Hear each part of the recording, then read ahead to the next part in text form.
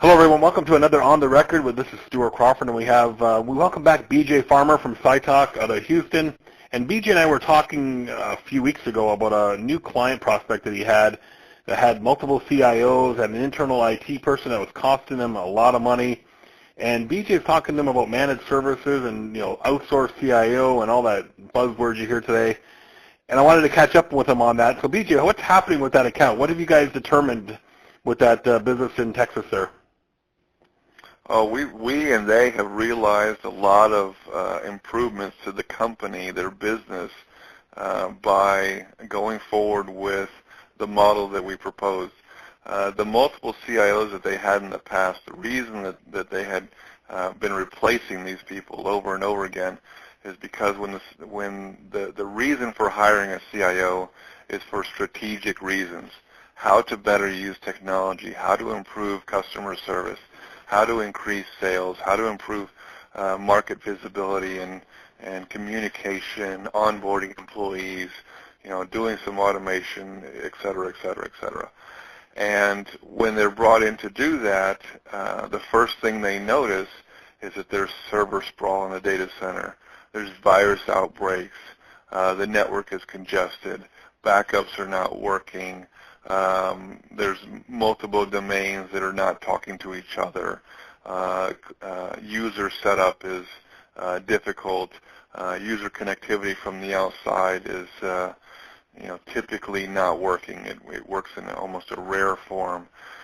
So instead of working on all the strategic initiatives what they were hired for, from the CEO hiring a CIO, they found once they arrived that they had to do a lot of tactical things before they could ever get to the strategy.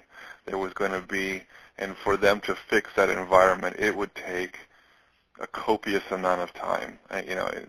To literally fix the ship while it's at sea would have taken years.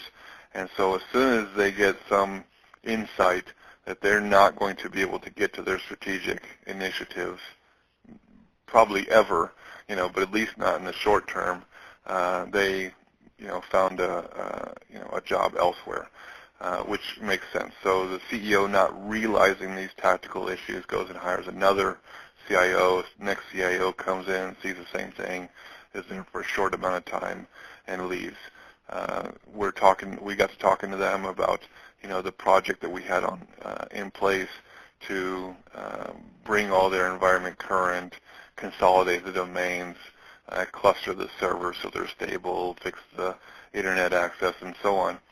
And he's telling me, he says that he found another CIO that he thought was going to be perfect, and I kind of had to be real honest with him in that meeting and say, that initiative is not going to work, and explained what I just said right now about the issues going on and them being tactical. And you could see his eyes light up, as it was very much an aha moment for them. That he says, so that means that I should not hire this next CIO because they'll run into the same issue. And I said, exactly. Now, things that the previous CIOs didn't notice were things like, you have to type in www in front of the domain name to get to their web page.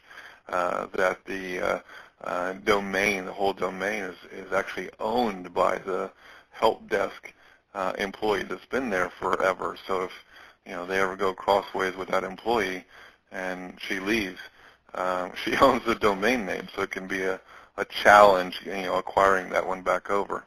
And even the way it's set up now with staff that they have internal now, the bulk of their clients can't get to their web page, because it's really rare these days that somebody types in www.mycompany.com. They just type in the mycompany.com, and if it doesn't show up, they think that the company may be out of business or not large enough, and so on.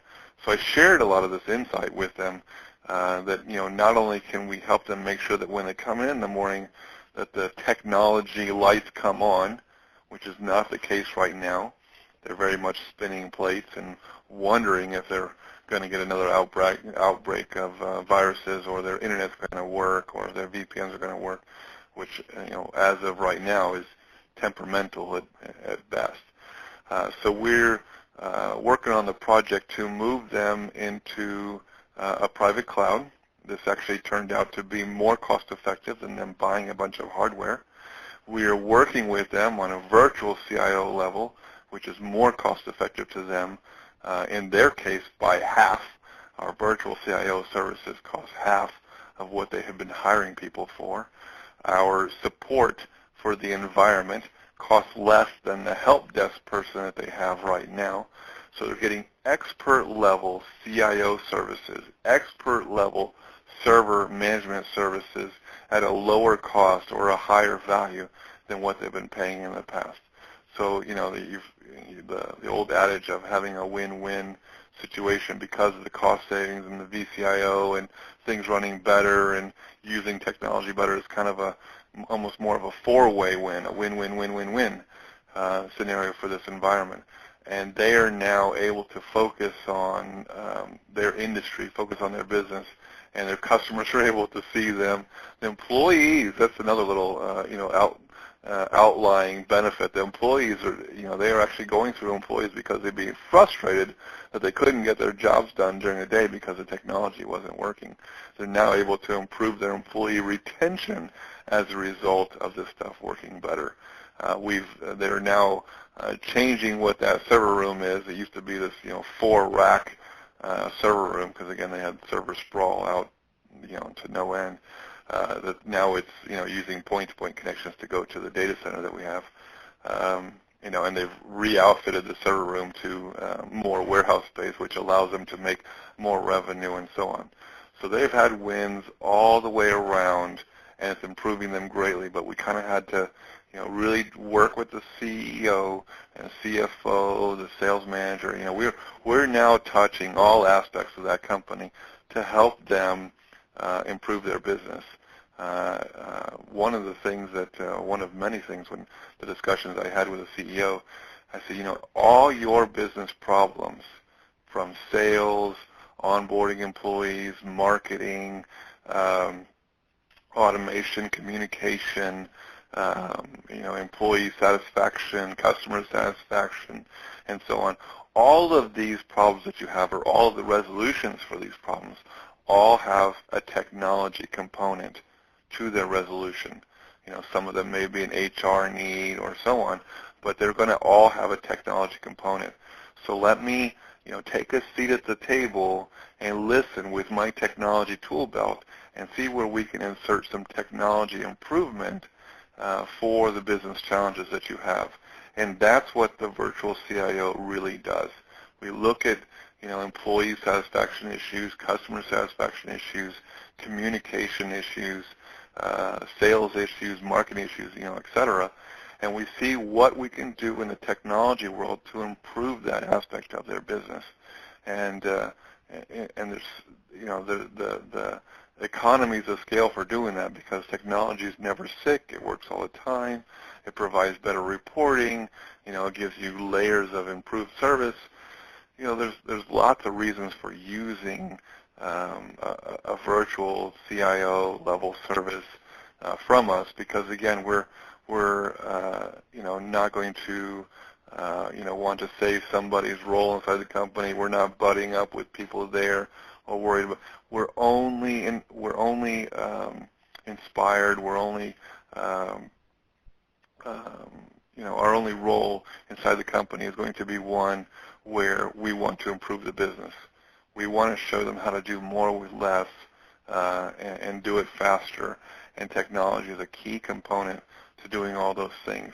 Now, the way that these companies have to start, of course, is making sure that the lights come on, because nothing else matters. Your servers are not working, the employees are not working, customers can't do orders, nothing else matters. So we were able to put them into our private cloud for a fraction of what they were going to be able to purchase the equipment and put it inside their own office. They were trying to do it all on the skinny of buying the equipment, putting it inside their office, not do any maintenance. It is actually more cost effective or less costly, I'll say it that way, to put the entire infrastructure into our data center, which is highly redundant, and have us maintain it. It costs less than for them to just simply buy the equipment and not maintain it. So it's the way to go, really and truly. And using CITOC's private cloud, we're there are competitors out there with them. Microsoft has a solution, Amazon has a solution, multiple companies have a solution. We have gotten to where we now have the economies of scale that's more cost effective to host with us than with some of these larger companies. And I'm sure you've heard the news breaks where Amazon and Microsoft and so on have these outages. Some of these large conglomerates have been hacked into and so on. Since 2001, we have never gone down. We still have the same 99.9% SLA and so on, but we have never gone down. We have never been hacked. We have never lost any data. We have a smaller footprint, so the big hackers out there in the world that want to make a name for themselves are going after the Walmarts and the Twitter accounts and the Gmail accounts and the so on. So we're less on everybody's radar, and for that reason, among many others, professional staff and so on, that we have never gone down or never lost any data. Another cool thing about using our private cloud is that you get to meet me. I mean, not that I'm a star or anything like that or anything great to look at, but you have a throat to choke. You have a phone number to call. If you're hosting with Amazon, I'll just pick on them for one of them. What phone number do you have? If you have a customer satisfaction issue, who are you going to call? Who's your rep? If you want to start analyzing how you can improve your technology, who over there is going to do that for you? And when are they going to come over and meet with you? How are they going to meet your sales manager? How will they keep you up to date? There's a plethora of reasons why you'd want to use CITOC for all of these aspects, because we're here, we're local, we're the Microsoft Partner of the Year since 2012, so for many years running. Another exciting thing that I'm happy to share with you, since we're in January now, January of 2015, that I started this company in 1995, so this is our 20th year anniversary.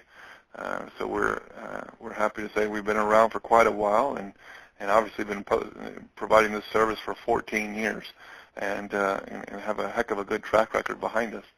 So for those reasons, customers are really leaning on us to help them with their business, and we're happy to help. And I've given you a good little story here, a case study here of one company that they have about I think it's 65 employees, something like that, and they're looking to grow fast, and they couldn't do it without doing the initiative that I just explained to you. Wow, BJ, that sounds fantastic. Sounds like a busy boy there with that new prospect of yours. And hey, congratulations on 20 years. That's quite the remarkable milestone to meet, especially in this technology world. So kudos to you and your team. And thanks for bringing us up to speed on all the good stuff happening at CITOC. And it sounds like you guys are doing some pretty good stuff there in the Houston market. So we'll catch up. I'm sure we'll catch up down the road there with more stuff you guys got going on. But I just want to make sure, from my team over at Ulistic to yours, happy anniversary on 20 years. That's quite the accomplishment. Thank you kindly.